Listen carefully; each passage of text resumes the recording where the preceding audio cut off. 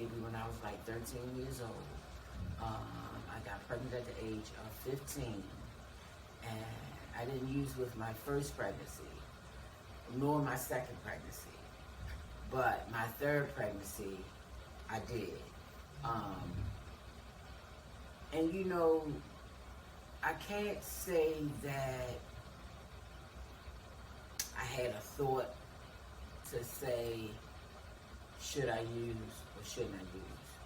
It wasn't a choice in the matter. The only choice was to get high. And I did that continuously, not only with the third child, the fourth child, and the fifth child. I felt awful about it. It's not a good feeling to know that you're carrying another human being and knowing that you're not only hurting yourself, but someone else. But it was, the power of addiction is so, exactly what I just said, powerful, that you want help, but you're scared to get help. Or you don't know how to get help. You know, I see now all the help that's available for women.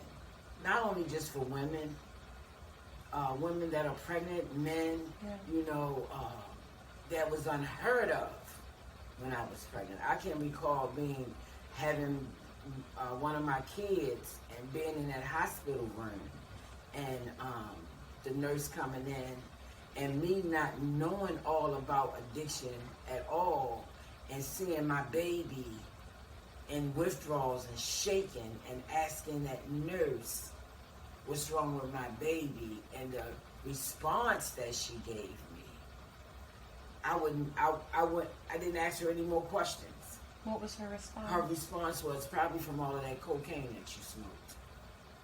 You know, and that shame, guilt, hurt, all that flared up.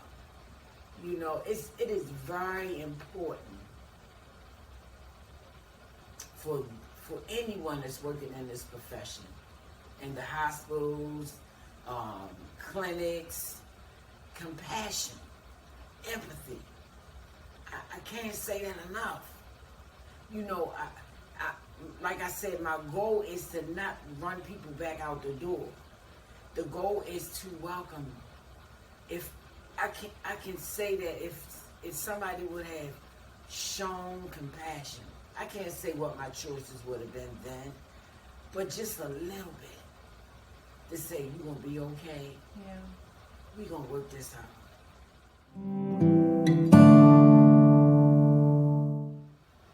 When this position became available, I was like, I got to do this one. Because I can relate.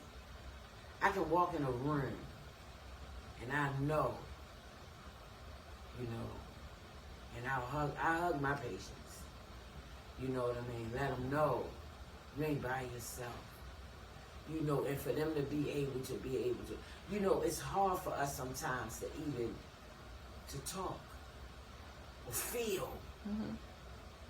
We don't, you know, we lose the feeling. You know, we so busy get up to get and go and get that we lose feeling, we lose sense of who we are, who we can be.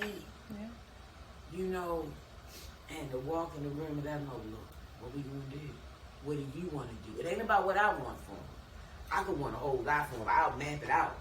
But that's not my job. My job is to encourage. My job is to motivate them. Like, come on, we're going to do this. What we going at today? What's your plan for the day? I don't want to say it. I want them to be able to say it. I want them to participate in this. Yeah. Yeah. I want them to get that drive again.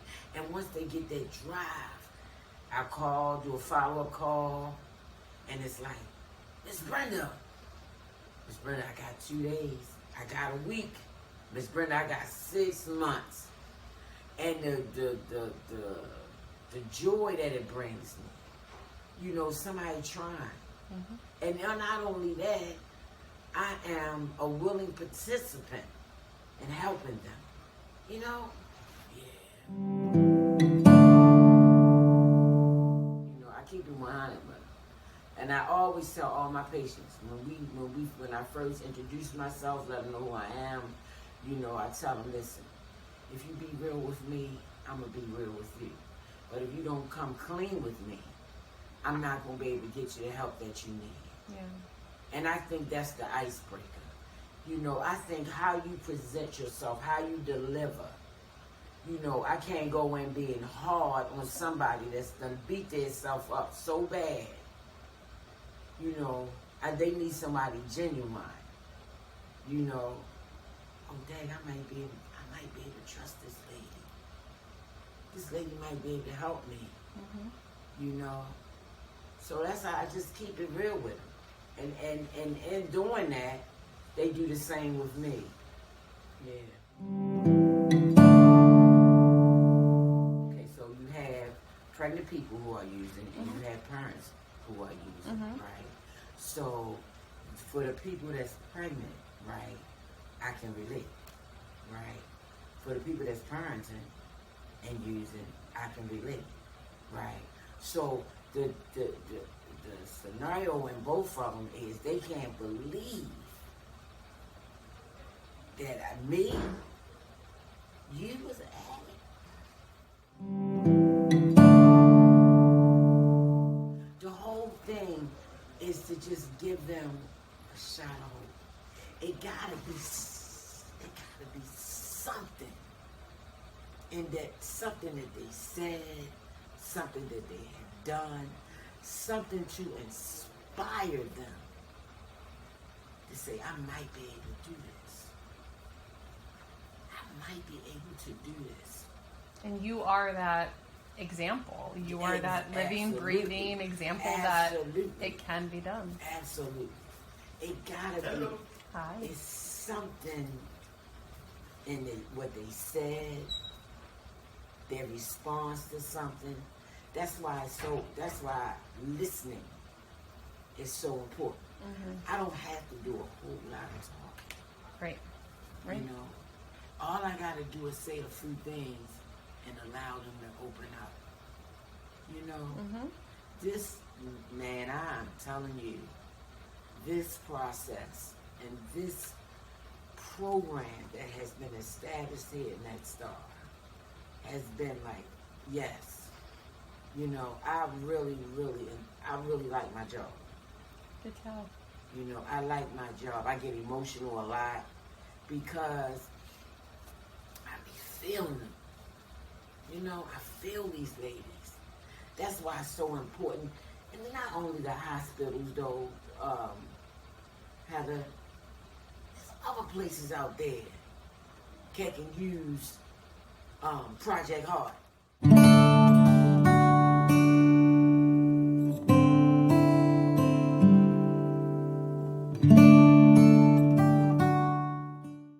First of all, they can't tell me anything.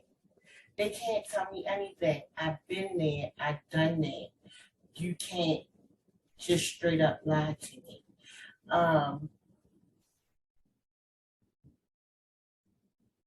When I introduce myself to them, I let them know I am in recovery. I have been there. I'll share a little bit of my story of how I was pregnant and how my kids got took and how I had to fight to get them back and things like that. So I'm able to make a connection with them right then and there.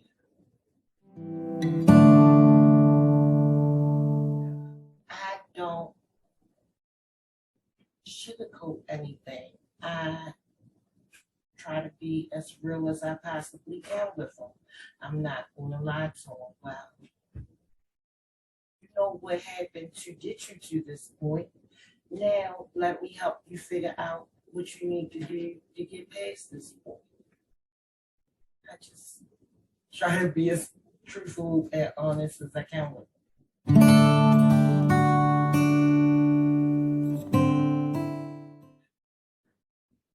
Because I'm the more relatable one. I've been through what they're going through. I have felt most of the things that they're feeling, the fear, anxiety.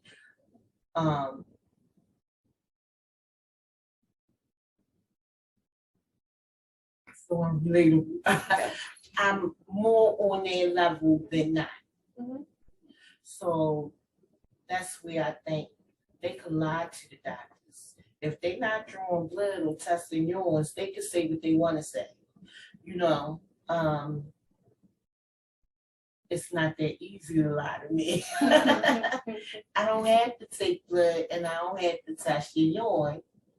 I've been there Yeah. and I know. So, yeah, scared of taking the Suboxones or the methadone and stuff like that. It's better for you to take that than keep buying what we thought was drugs in the street and you get the wrong batch of something and it's over. I mean, that's how I put it to them. Are you going to trust the doctors, the scientists that developed this medication, people that went to school? Or are you going to trust the street chemists that don't know what they're doing, that's guessing at stuff and selling it to you? What's more safer? If you put it to someone like that, they'd be like, yeah, well, you got a point. And it makes them start to think.